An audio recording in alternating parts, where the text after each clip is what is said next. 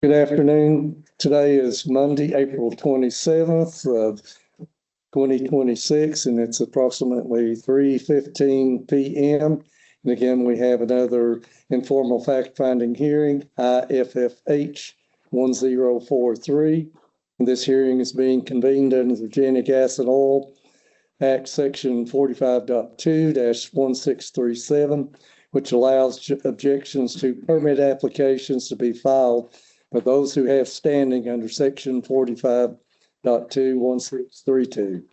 Objection under statute have been filed against the permit for Pocahontas Gas LLC for the coal bed methane well G37C, application number 64223.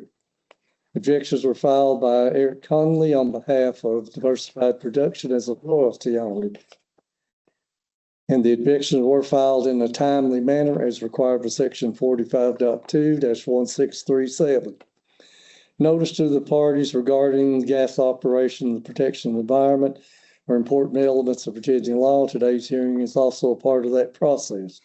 Again, service notification sent to all parties to appear for this conference as required by Section 45.2-1637G. And did that notice include the date, time, and place of this conference? Yes. Okay. To the next one, who will be testifying or who will be representing each side, please state your name and position relative to this. Afternoon, Ben Street for Diversified, and to my right is Scott Stevenson, co-counsel also Diversified. And except for incorporating testimony from the last hearing, we won't be calling any witnesses. Mr. Schwartz? Yes, Mark Schwartz on behalf of Pocahontas Gas. I agree that it's an efficient thing to incorporate the testimony from the last hearing. The only thing I would add, I guess Mr. Street could object to this. I think we've been talking about the election and the reservation of objections that Ben has referenced. I've got an email ready with a copy attached of the actual election letter and the reservations that you incorporated into that letter. I think it makes sense maybe to let Mr. Skrupa have that.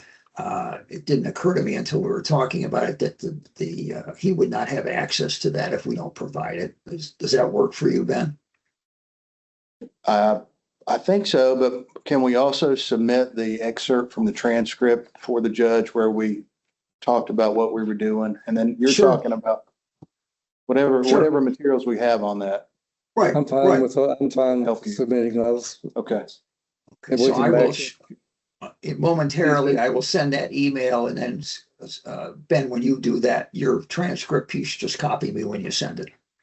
Okay, and so there will also be some language relevant to that in the election letter as well. So we'll submit that and excerpts and then whatever emails we might have.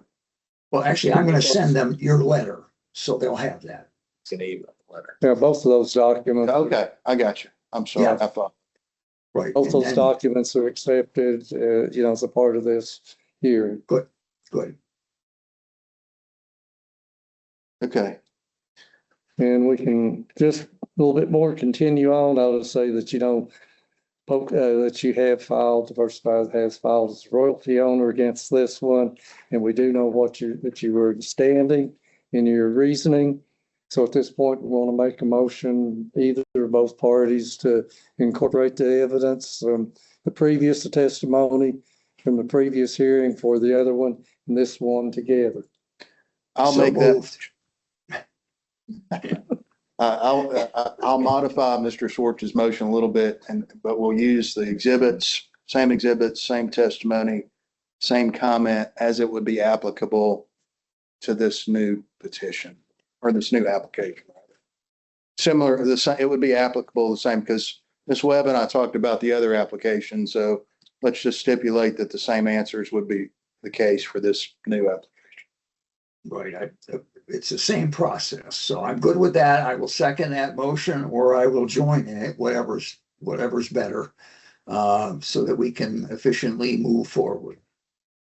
Motion is approved for both parties, so we're in agreement, and I will do a written decision, and we can take this hearing officially closed for today.